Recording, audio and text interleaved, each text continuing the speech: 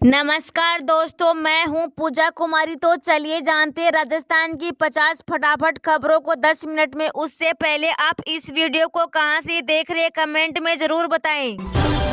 राजस्थान में 2 योजनाओं को बंद करने पर कांग्रेस ने कहा सरकार को गांधी नाम से दिक्कत। बीजेपी ने बताया निरस्त करने का कारण। राजस्थान में भजनलाल शर्मा की सरकार ने कांग्रेस की पूर्व 2 योजनाओं को निरस्त कर दिया है। इसमें राजीव गांधी युवा इंटर्नशिप कार्यक्रम और महात्मा गांधी सेवा प्रेरक भर्ती 2 योजना शामिल है। ऐसे में कहा जा रहा है कि नई सरकार अब धीरे धीरे पुरानी योजनाओं को बंद करेगी। हालांकि सीएम भजनलाल शर्मा ने आश्वासन दिया कि पूर्व की योजनाओं को बंद नहीं किया जाएगा। हालांकि इस बयान के बाद ही इंटर्नशिप कार्यक्रम और सेवा प्रेरक भर्ती को निरस्त कर दिया गया। सरकार युवाओं को बेरोजगार क्यों कर रही है? राजीव गांधी युवा मित्र भी यही चाहते हैं। राजस्थान में 1 जनवरी से 450 रुपए में मिलेगा गैस सिलेंडर। टोंक पहुंचे मुख्यमंत्री भजनलाल शर्मा ने किया बड़ा ऐलान। राजस्थान में गैस सिलेंडर 450 रुपए में देने का वादा भाजपा ने चुनाव के समय किया था। चुनाव में मिली जीत के बाद अब भाजपा की नई सरकार इस वादे को पूरा करने जा रही है। मुख्यमंत्री भजनलाल शर्मा ने टोंक से इस मामले की बड़ी घोषणा की है। मुख्यमंत्री ने कहा कि 1 जनवरी से राज्य में 450 रुपए में गैस सिलेंडर मिलेगा। यह लाभ उज्ज्वला योजना के लोगों को मिलेगा। भजनलाल शर्मा ने आगे कहा कि जब मोदी जी ने पिटारा खोल रखा है तो हम सबकी भी जिम्मेदारी बनती है। हमने 68,000 से ज्यादा किसान क्रेडिट कार्ड दिए हैं। यूपी के सीएम योगी आदित्यनाथ ने माघ मेला की तैयारियों का किया निरीक्षण। संगम तट पर किया गंगा पूजन। मुख्यमंत्री योगी आदित्यनाथ आज प्रयागराज के दौरे पर हैं। ऐसे में मुख्यमंत्री योगी आदित्यनाथ आज उत्तर प्रदेश के प्रयागराज पहुंचे, जिसके बाद उन्होंने सबसे पहले संगम तट पर वेदिका मंत्रोच्चार के साथ पूजा अर्चना की और गंगा आरती की। माघ मेले से पहले सीएम योगी तैयारियों का जायजा लेने पहुंचे थे। साथ ही 8,000 करोड़ की परियोजनाओं की समीक्षा भी करेंगे, जहां उन्होंने संगम तट पर गंगा पूजन किया। मुख्यमंत्री योगी के प्रयागराज संगम आगमन को लेकर तैयारियां पूरी कर ली है। सुरक्षा के कड़े इंतजाम किए गए हैं।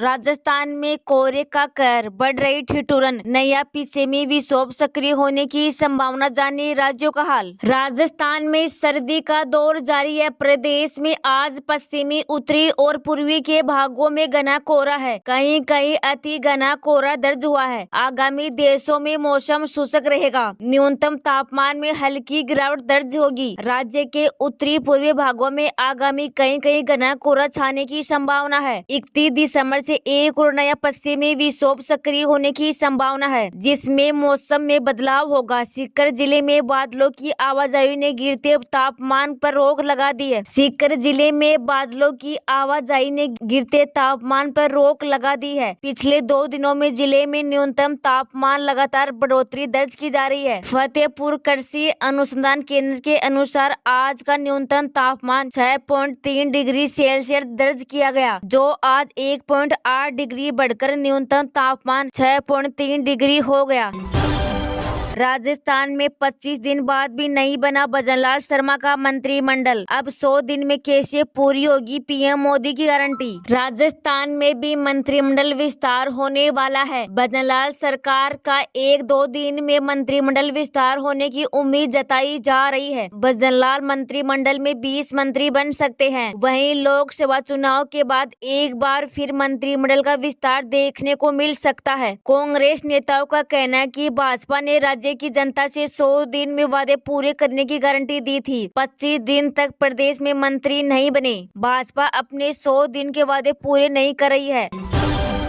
सचिन पायलट के गढ़ टोंक से कांग्रेस पर सीएम भजनलाल शर्मा ने किया तीखा हमला। कहा पिछली सरकार ने युवाओं, महिलाओं, किसानों को दिया धोखा। राजस्थान के मुख्यमंत्री भजनलाल शर्मा टोंक पहुंचे, जहां वो विकसित भारत संकल्प यात्रा के लिए लगाए गए शिविर में शामिल हुए। इस कार्यक्रम में सीएम ने सरकारी योजनाओं का लाभ पाने वाले लाभार्थियों को भी संबोधित किया। केंद्र सरकार की योजनाओं के बारे में जानकारी दी। राजस्थान सरकार की प्राथमिकताएं बताई। साथ ही पिछली सरकार पर भी जमकर हमला बोला। टोंक जिले के लांबा हरि सिंह व गाँव गांव में आयोजित विकसित भारत संकल्प यात्रा के शिविर में लाभार्थियों को संबोधित करते हुए मुख्यमंत्री भजनलाल शर्मा ने कहा कि पिछली कांग्रेस ने किसानों, महिलाओं और युवाओं को धोखा दिया है। वैष्णो देवी श्रद्धालुओं का 10 साल का रिकॉर्ड टूटा। रोजाना 44,000 से ज्यादा लोग पहुंच रहे। माता वैष्णो देवी दर्शन के लिए जाने वाले श्रद्धालुओं का पिछले 10 साल का रिकॉर्ड टूट गया है। इस साल अब तक 93,50,000 से अधिक तीर्थयात्री माता के दरबार में दर्शन के लिए पहुंच चुके हैं। श्री माता वैष्णो देवी श्राइन बोर्ड के CEO अंशुल गर्ग ने कहा, इस साल 93.50 लाख से ज्यादा लोग माता के दर्शन के लिए आ चुके हैं, जो बीते 10 साल में सबसे ज्यादा है। इससे पहले 2013 में 93.24 लाख श्रद्धालुओं माता के दर्शन करने पहुंचे थे।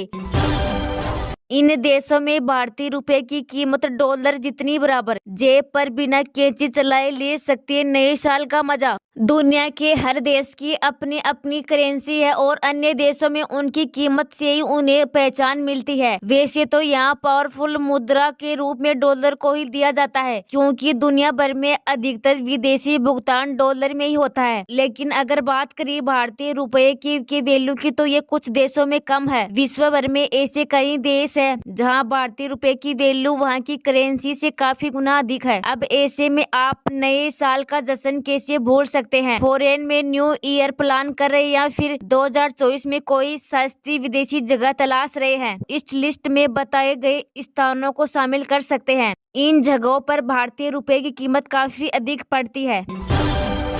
अचानक विकसित भारत संकल्प यात्रा के कैंप में पहुंचे किरोड़ीलाल मीणा का लापरवाही बर्दाश्त नहीं होगी। विकसित भारत संकल्प यात्रा के तहत जिले भर में आयोजित किए जा रहे कैंपों में केंद्र सरकार की योजनाओं का लाभ लेने आमजन की भीड़ उमड़ रही है। देशों में मनपुरिया गाँव में आयोजित कैंप का औचक निरीक्षण करने सवाई माधोपुर विधायक डॉक्टर किरोड़ीलाल मीणा पहुंचे। अधिकारियों को सख्त निर्देश देते हुए कहा कि केंद्र सरकार की योजनाओं का लाभ आमजन को ही मिले, इसका पूरा ध्यान रखा जाए और इसमें लापरवाही बर्दाश्त नहीं होगी।